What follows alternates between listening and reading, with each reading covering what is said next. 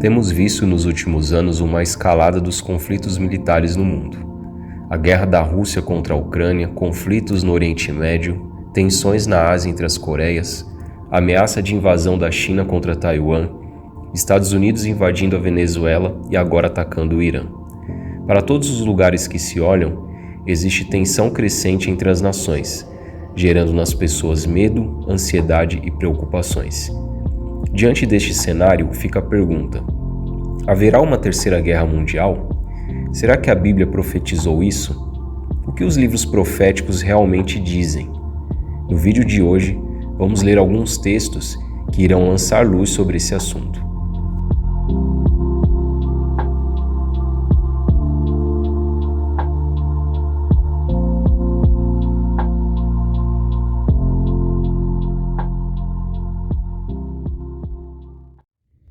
Olá, meus queridos amigos, tudo bem?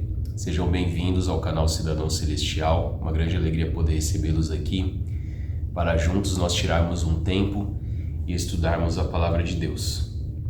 No vídeo de hoje, como você pode ver aí na introdução, nós vamos fazer um estudo sobre o que a Bíblia diz a respeito de guerras, de conflitos. Afinal de contas, nos últimos dias, com o ataque de Israel e os Estados Unidos contra o Irã, muitas pessoas têm ficado assustadas e se perguntam: será que vai ter uma terceira guerra mundial?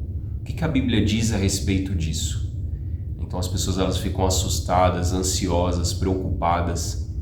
E se você reparar nos últimos anos, desde 2020 para cá, nós tivemos a invasão da Rússia contra a Ucrânia, nós tivemos tensões em outras partes do mundo, como por exemplo a China querendo invadir Taiwan, as Coreias do Norte e do Sul se estranhando também, os países, há muitas tensões entre os países, inclusive o próprio Brasil se envolveu num conflito ideológico ali com os Estados Unidos, depois parece que se entenderam, mas enfim, existe muita instabilidade hoje no mundo e as pessoas elas se perguntam aonde que isso tudo pode dar, né? Aonde isso vai parar?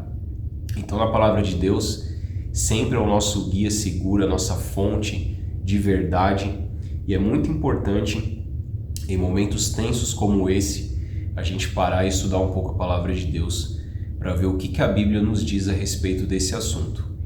Então, para a gente começar, seria muito bom se você tivesse a sua Bíblia aí com você, para você acompanhar a leitura dos textos. Eu quero projetar esses textos que a gente vai ler aqui também a respeito desse assunto. Mas eu queria começar lendo um texto lá em Mateus capítulo 24.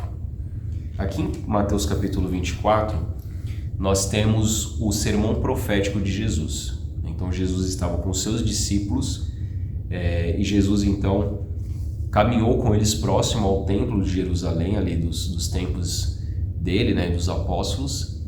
E Jesus falou que não ficaria pedra sobre pedra daquele templo. E os discípulos ficaram assustados e perguntaram: Mestre, quando que isso vai acontecer, Quais sinais se darão antes da sua vinda, antes da sua volta, Então Jesus ele prometeu voltar, ele não disse o dia e a hora que ele voltaria, mas ele deixou aqui na Palavra de Deus os sinais da sua volta.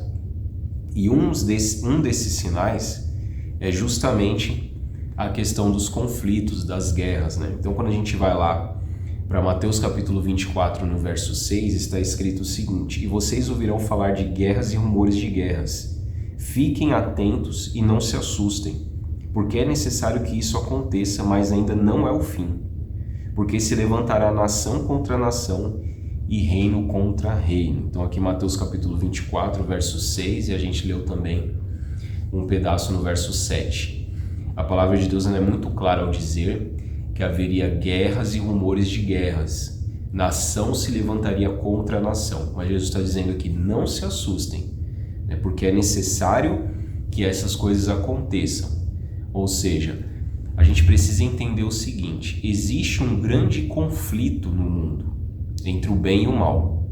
Desde o início do mundo, com a entrada do pecado, quando a gente retrocede lá para Gênesis capítulo 3, nós temos ali, infelizmente, a desobediência de Adão e Eva, a entrada do pecado e da morte no mundo, e a partir daí começam os conflitos, começam a violência, né? Já no capítulo 4 nós temos Caim matando seu próprio irmão Abel. Então, o que está por trás da origem dos conflitos militares no mundo? É justamente o grande conflito entre o bem e o mal. Então vamos pegar como exemplo esse conflito recente entre Estados Unidos, Israel e Irã.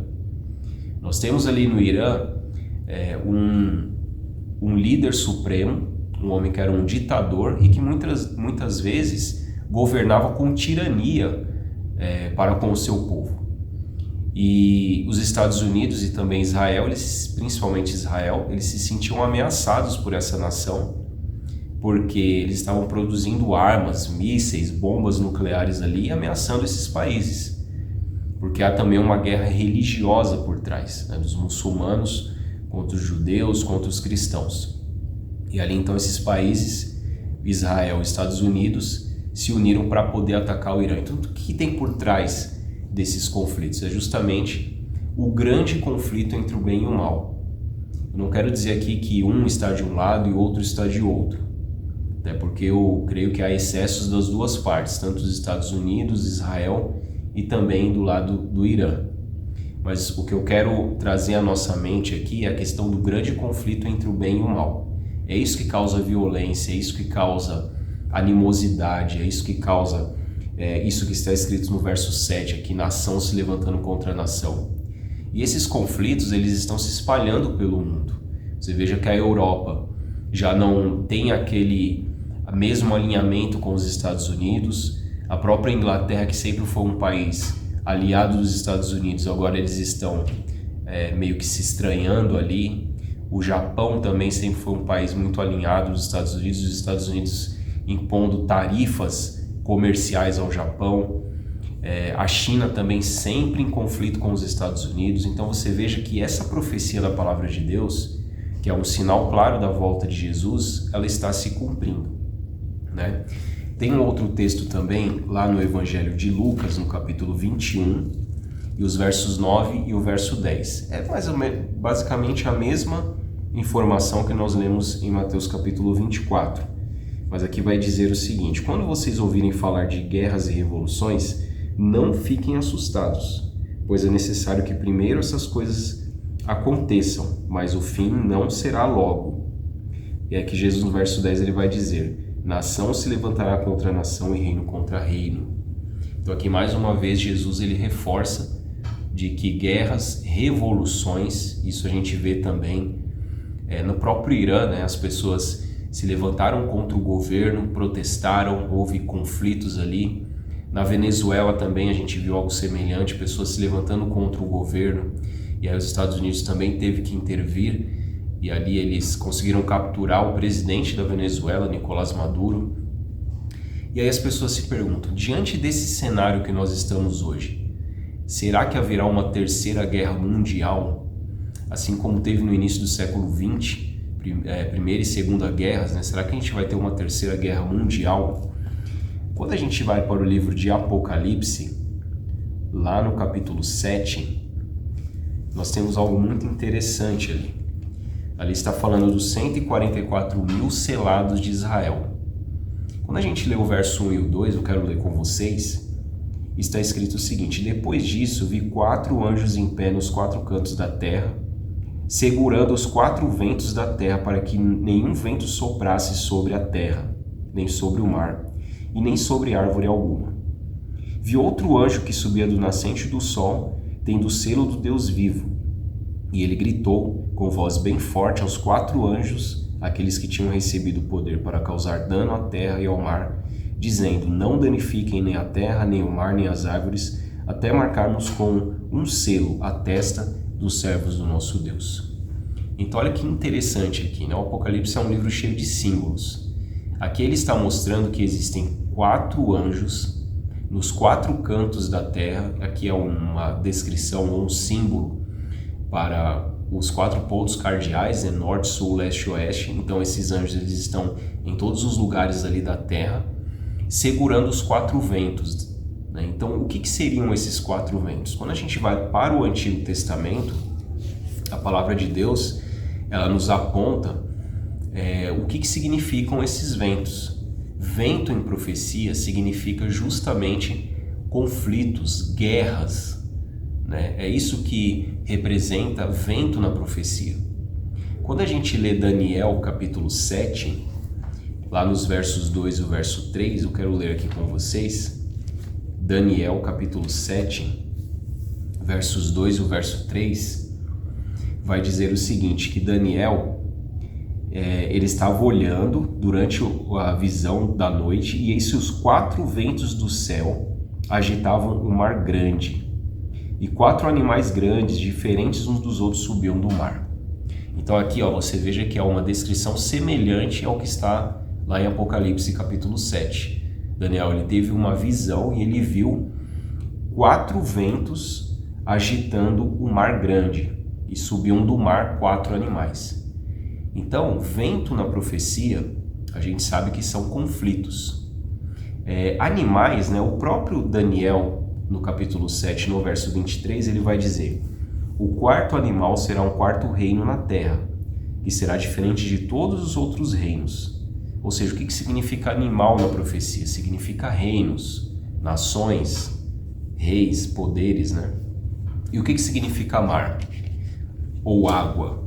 Quando a gente vai para Apocalipse capítulo 17 e o verso 15, lá está escrito o seguinte: o anjo ainda disse, as águas que você viu, onde a prostituta está sentada, são povos, multidões, nações e línguas. Então aqui a gente consegue decifrar os símbolos que estão explícitos aqui no capítulo 7 de Apocalipse.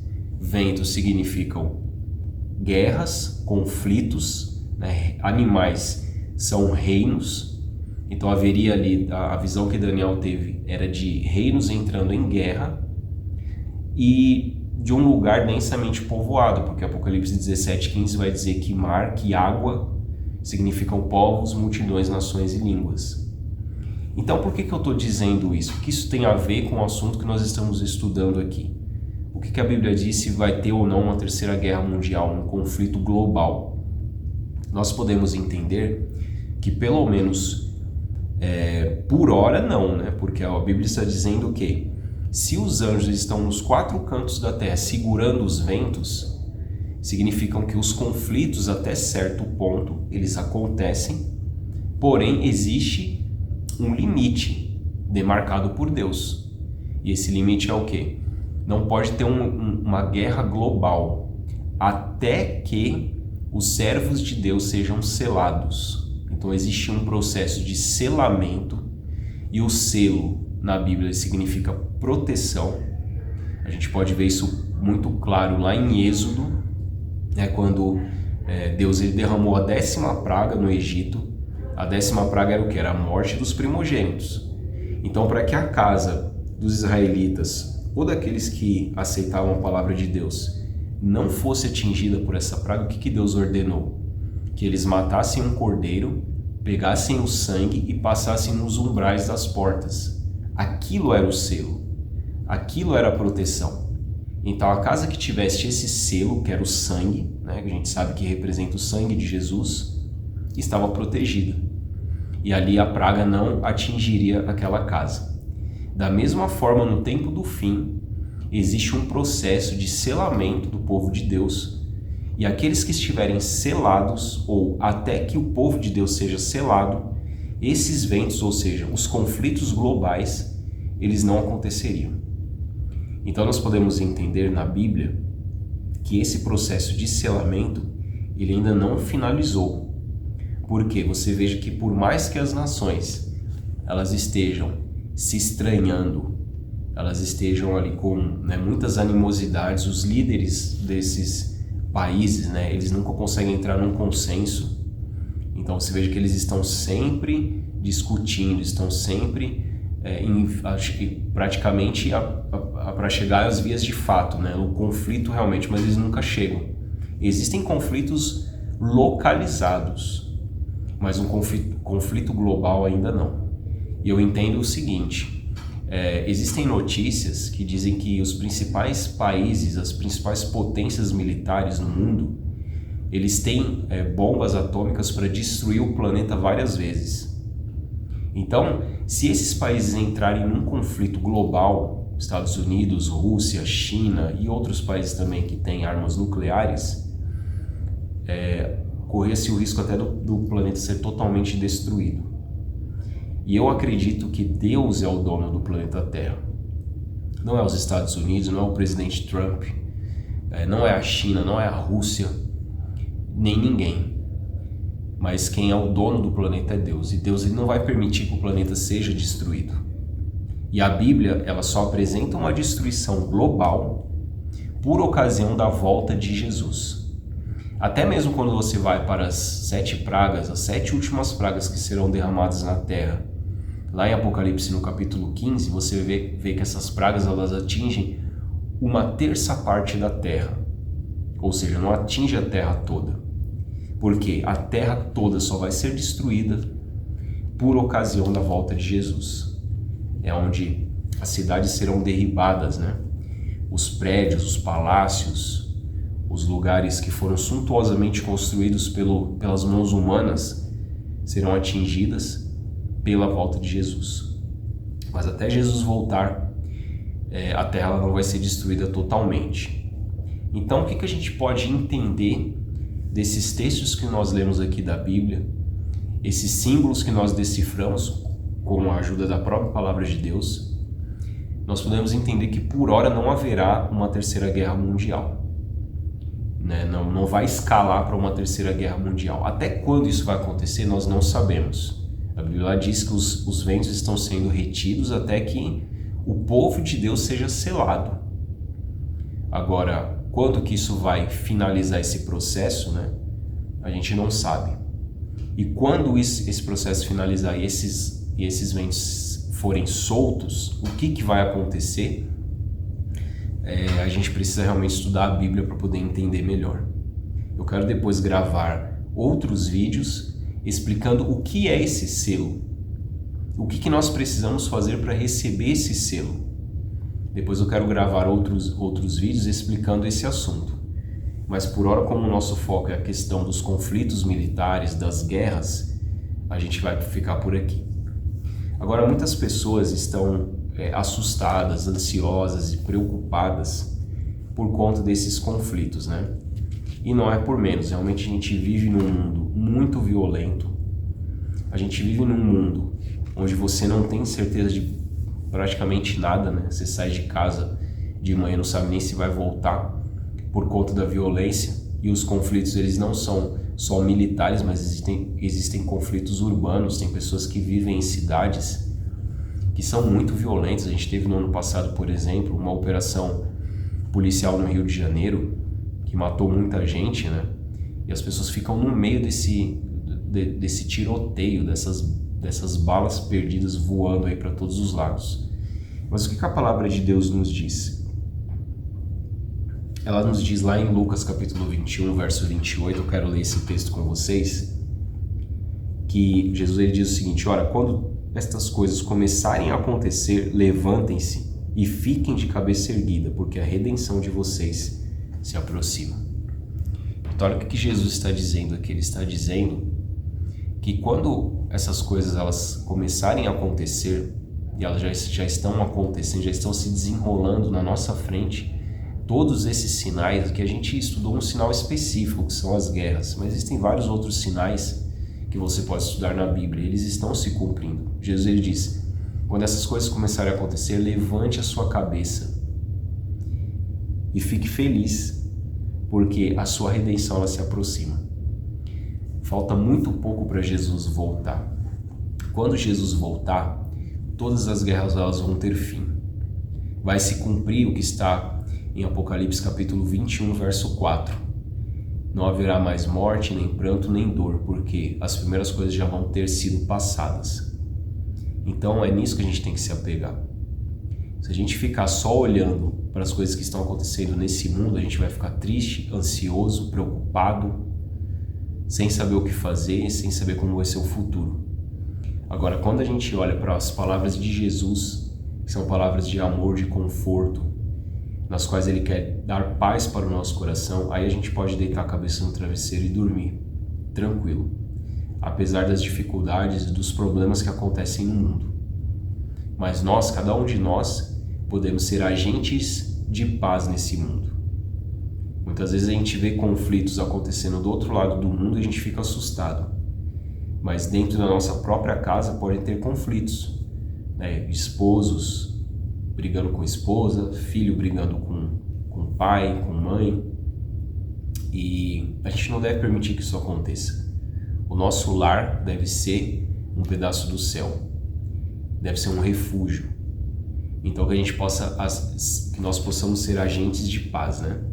A Bíblia nos diz lá em Mateus capítulo 5, por ocasião do Sermão do Monte, Jesus ele diz, né? Bem-aventurados os pacificadores, né? Bem-aventurados os pacificadores.